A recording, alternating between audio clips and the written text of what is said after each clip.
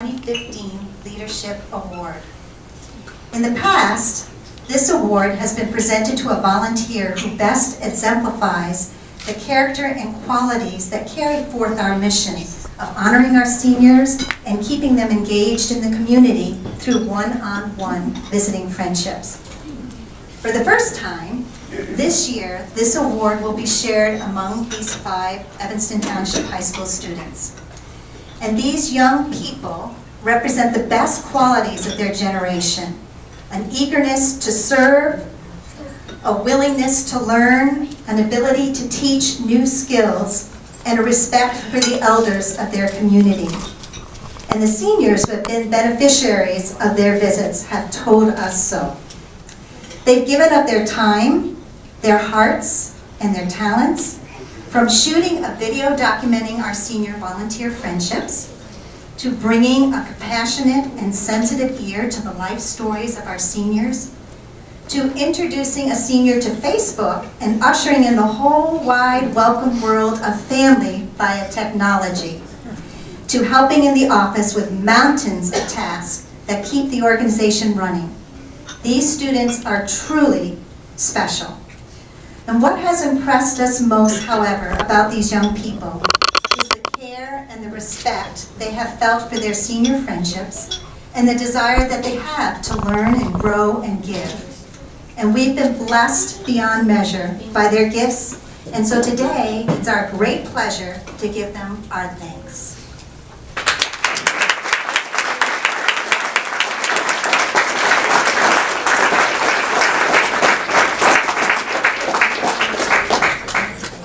You can have her come to you, Olivia. Okay, Olivia, come to me. So we can get a picture of you. Okay, so there you go. And I'll shake you. Oh, thank you. I feel like I'm graduating. I should get this right.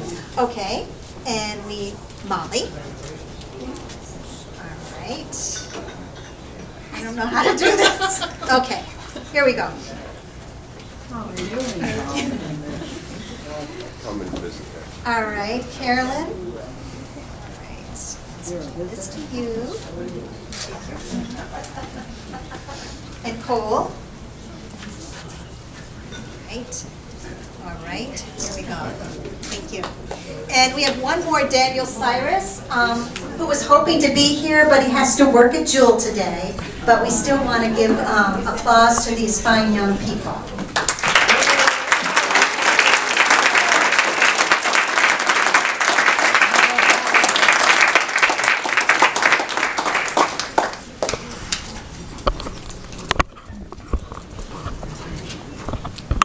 So Barbara and I look forward to this time every year to formally thank you for your many hours of care and friendship to one another, and to just hear and see firsthand the wonderful, amazing things that happen as a result of these friendships.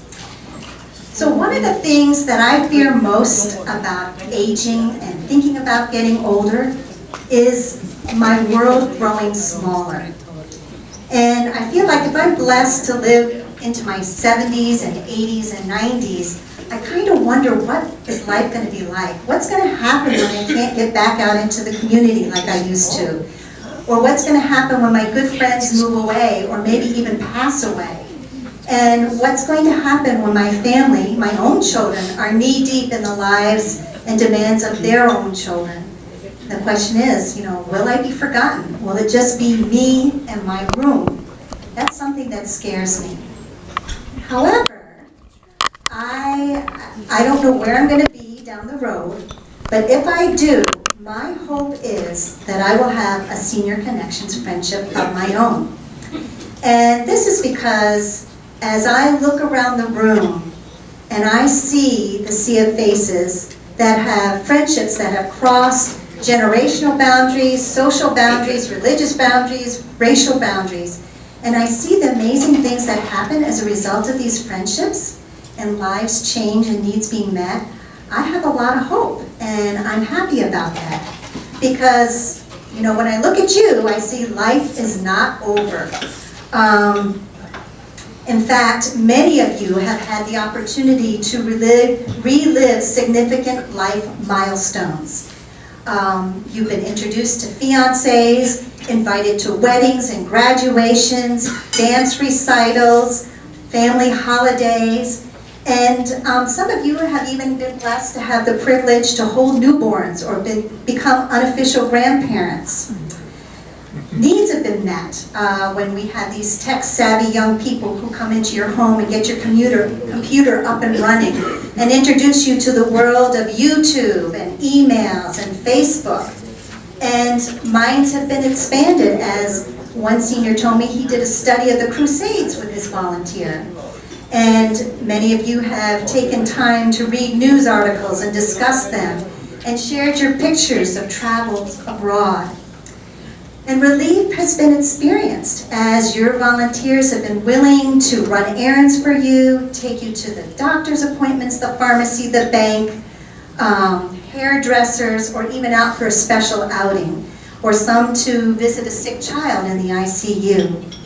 And spirits have been raised as your visitor takes time to hear about your heart, what concerns you, the losses that you've experienced, some of the concerns you might have about your family. Validation has occurred when your visitor takes time to walk down memory lane with you and really see you for who all you've been, your victories, even your failures, and gleaned wisdom from those experiences. Or when your visitor takes time to seek out your advice and counsel, how good that feels to be needed. So there's tremendous value that happens in these relationships and through these many kindnesses.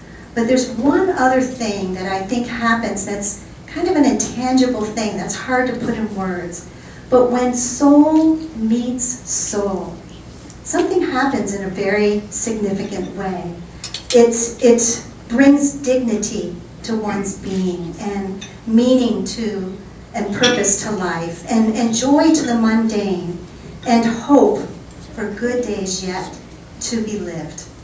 And so I really want to thank all our elders for taking the risk of opening your heart and home to these people who come to visit on a weekly basis, just for sharing your life and being there, extending understanding and welcome and advice and perspective, for your warm hugs, for your warm smiles, and for just being there each week, somebody that they can count on. You model a life of courage and integrity as you navigate the latter years. And the kinds of things that our visitors glean from you just can't be gotten from textbooks. And so we just thank you for your wisdom. And we want to thank our visitors of all ages, because we do have babies and we do have toddlers and young people, as well as people into their 80s who are visiting. And so we want to thank you for your weekly presence and for your willingness to bring your whole world to them, your friendships, your family, your careers, your significant life events. And thank you for helping out in many practical ways, whether it's outside running errands, going on an outing or an excursion, or just sitting down and sharing a cup of coffee or tea, to getting out for that much needed exercise or breath of fresh air. Your energy, your compassion, your future hopes and dreams just open the doors to our seniors as they do you. And so we just can't thank you enough. But this is my favorite part of the program. We want you to hear firsthand from some people about their experiences with Senior Connections. And so I would like to call up Lorene Fortini, Lisa Fortini Campbell, and Jan Bolick to the mic here.